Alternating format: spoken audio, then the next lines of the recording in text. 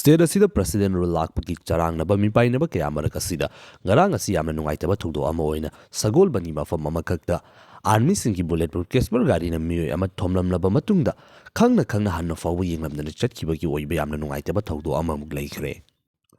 Manipur hairiba state asida asumna military gi gari singna misam singi oiba gari singda thomgaibagi oiba accident gi oiba thugdo kaya ama leikhre mamangda handaki leiriba irang asigi manungda su kaya rakhanne accident thokpagi oiba thugdo sing leikhre.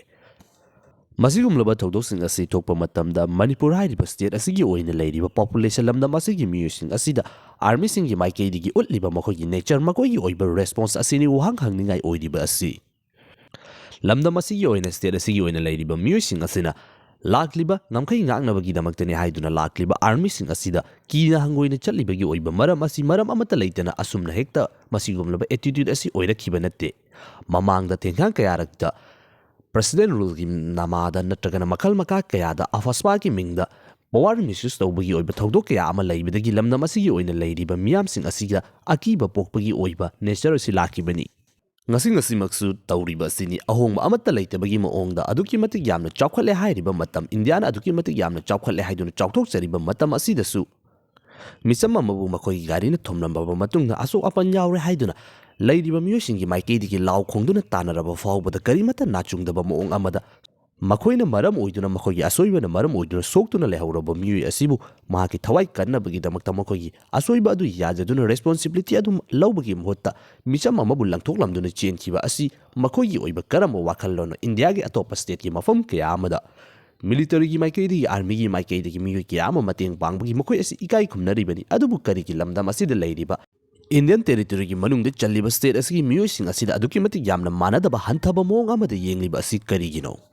thogliba thogdokudima asi loinamak mari lenaba ngaktani mainland India leiriba lenga amasu magogi oina leiriba machinery singi maikedi ki northern people maru oina Manipur asigi leiriba furup sing asida lamda masigi miyosing asida karamba mongda yengli karamba miyeng yengli haibedu yamna chawba reflection amani uriba asi nakalama romda Manipur oina leirakliba chei ani rom farakadorwe irang maruk asida Assembly mi from Yoram died the same resign Toki but the Langak like the Maramoidun House President rule Thomlamlaga Asida. Manipur you in a lady by Assembly legislature sing quite the Yamna Chow was sit Pangliba BJP party oina. Lady MLS sing Asina Atuba Matam the Langak Sam Nabagida Makta, Tamal Sangland the Mifum Pangtoki Oiba Thoram Singh. Adukimati Yamna Chow Irang Mara Asida President rule Lakpagi Wawa Launaduna Prazamiam sing Asi Kangang of a few Mama the lady Asida Langak Samangam than a lady Asi Matam Toyona Quibana tree Hybo Wafam Hosik su Fondo Palepte Masida Sunatana Hosiki or in a lady ba Emily losing missing Asi Irang Mara Asida Punna Famina de Hosi Fobi or in a Famina like three Hybo Wafam su Fong Adamak Tamli.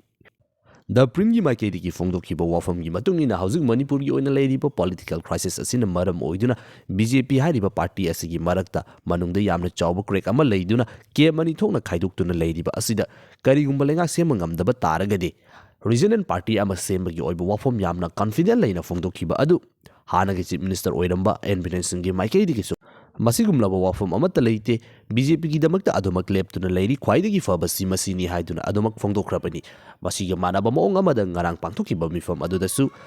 MLA Khemsan gi maikeidagi su mangda mangra tanma gumbani regional party ama sembagi oiba wafam asidi haiduna adomak yamna fongdokle. What the media says is a different thing, but we are one party sit together. Then, still now there is no sitting together with all the MLAs.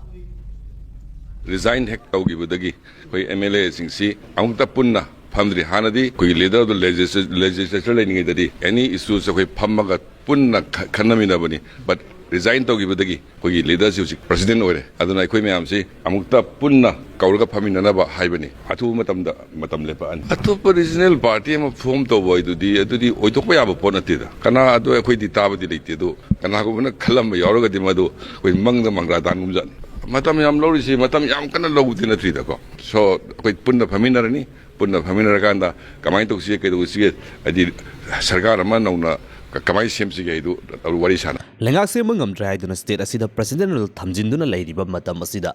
Laibak asigi majority party oina leiriba BJP kangpusing asi ani thokpa leite housik so amata oina leiri haibo wafam phongtoktuna Sarkar Semangam nana leiribagi matam asi thoidokna kuibena te haibo wafam amasung High Command gi Central Leaders singi oiba yathang bagi oiba wapum kaya mara asida legislators singa sigi manungda majority leina sarkar sema ngamdaba taragadi tungi mirol kari haina hogani maram aduna assembly dissolve tawgadaba oiba taragadi resign haina tawgani haiba wafam fongdokpa luchingba singsu aduna yaru president da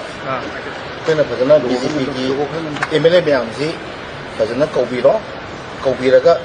center da koi majority lei thari to MLA ni kuki we gajo majority lei aduna mayam se maratagi center na phaiba leader do khambiraga sakai tuna semen biyo sakai tuna sem ragadi PR continue to rakanda assembly dissolve to godo ragadi koi sana hana MLA resign to gen hairam MLA sing the project of leader adu like I don't know that part I do khandi ko abo winning mo jo no center na BJP president na center leaders na ko myam re ka da ko khaning mo khanje da sam XYZ man ni karam pajaro tuna saka semen biyo lekin majority machine lei इतिहास तो music ले रही ना सका तो Y बजे ची फटे तो ही दे हेंग सी अदुम सरवन सुरवन दा कोई सी मीन फजन हाइना होरोय अदुना को सका सी सेम ना बा सदा दा हाइबी रो सी सुर लई पियासी सु कंटिन्यू तो रगा इसेम रिजॉल्व तो दो सो बुदे कोई एमएलए हां डिजाइन तो गे टाइम फ्रेम तो गे हान लेबा असि अदुकिमति यामना चावरोबा इरांग मर असिदा अवाना कया मर असिदा resign tawna anoba political crisis ama lakpadagi laingak sema ngamdabadagi president rule laktuna leiriba fivam asida Delhi gi yakata bu ngaiduna ngasisu anoba sarkar ama semnabagi damakta honariba luchingba sing asigi oina leirakliba fivam asi karomda lakadori nakal amaromda governor gi maikedi state asigi lenga asi paiba haukraba matungda secretary te hek fam bahaukibaga numit tarene gi matam thaduna kholaising pikhalaknaba madugi matungda pikhalakta taragadi action lokhat kadabagi oiba wafam singsu yamna kanna fongdorakli Nakalamoromda kuki MLA singi oinadi President rule lakba asibu makoina welcome to we haiduna fongdokibasu laikre maduda sunatdana nauna lakliba political gi oiba awan basing asida karigumba kuki gi representative amagi manungda chief minister piravo fawbada Manipuri gi oina leidiba irang asida separate administration gi oiba khongphom asidi handok loi haiduna BJP MLA Paulelan hawki maikei gi fongdokibasu publicly adumak fanglabani